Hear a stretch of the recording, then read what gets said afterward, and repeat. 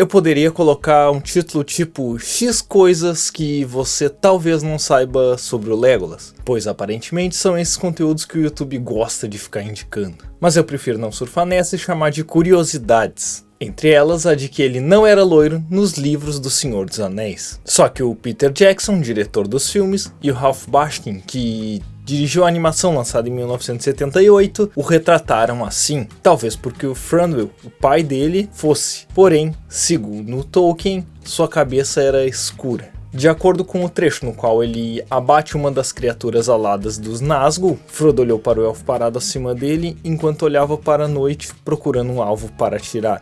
Sua cabeça era escura, coroada com estrelas brancas e afiadas que brilhavam nas poças negras do céu atrás. Se eu te pedir para fechar os olhos e imaginar um Legolas...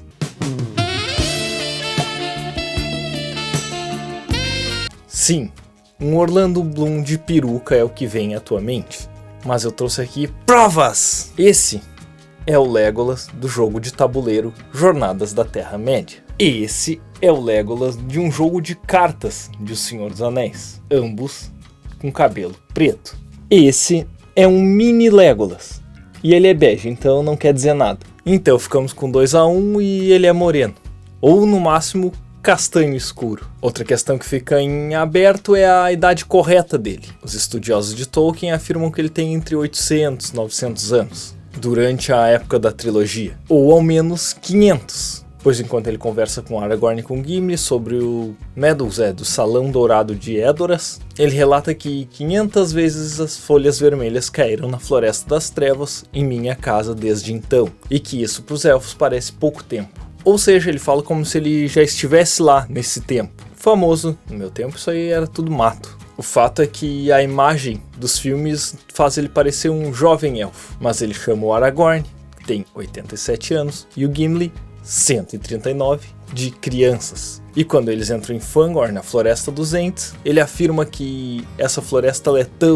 tão velha que ele quase se sente jovem novamente. Os elfos eles não repetiam nomes. Isso fez com que o Tolkien criasse todo um background e revivesse o Glorfindel para corrigir um erro. E isso quase rolou com o Legolas. Não reviver, mas ter tido um elfo de mesmo nome, que veio antes dele. Porque nas primeiras escritas de A Queda de Gondolin existia um Legolas verde-folha, e ele também tinha uma boa visão noturna. Acontece que depois esse Legolas ficou de fora de O Silmarillion. Provavelmente ele foi renomeado e o da Terceira Era passou a ser o único. O colete de Mithril utilizado pelo Frodo quase foi do Legolas. Isso é uma teoria, pois se sabe que ele foi feito em Erebor, no final do reinado do anão Thror e um pouco antes da chegada do Smaug à Montanha Solitária, e que ele seria um presente para um príncipe élfico. O Hobbit ele foi escrito antes de O Senhor dos Anéis. Ainda assim, nessa época, o único príncipe entre os elfos era o Legolas. Isso porque o Elrond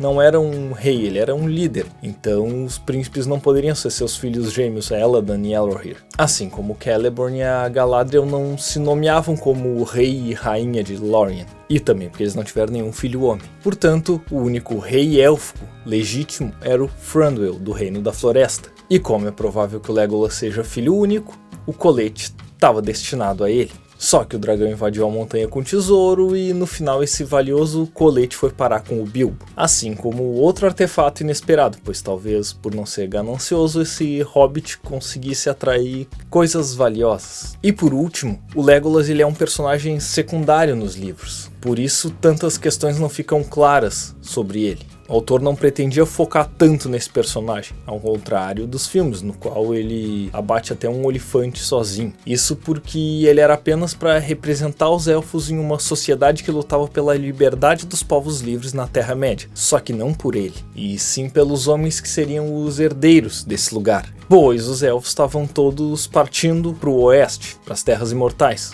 o que depois ele fez com o seu amigo Gimli. Então ele era o símbolo de que os elfos estavam ao lado dos outros povos nessa batalha contra a opressão do inimigo. E chega porque eu tenho mais o que fazer do que ficar aqui discutindo cor de cabelo de personagem de fantasia. Não esquece de comentar aqui embaixo qual é a marca da tinta de cabelo que ele utiliza e a referência, ou se é só água oxigenada e tonalizante. E deixo nas sugestões um vídeo contando sobre a vez em que ele abateu uma besta alada dos Nazgûl e como ele se tornou um arqueiro tão bom, e outro falando sobre as idades dos membros da Sociedade do Anel durante a jornada. Obrigado por assistir e até mais.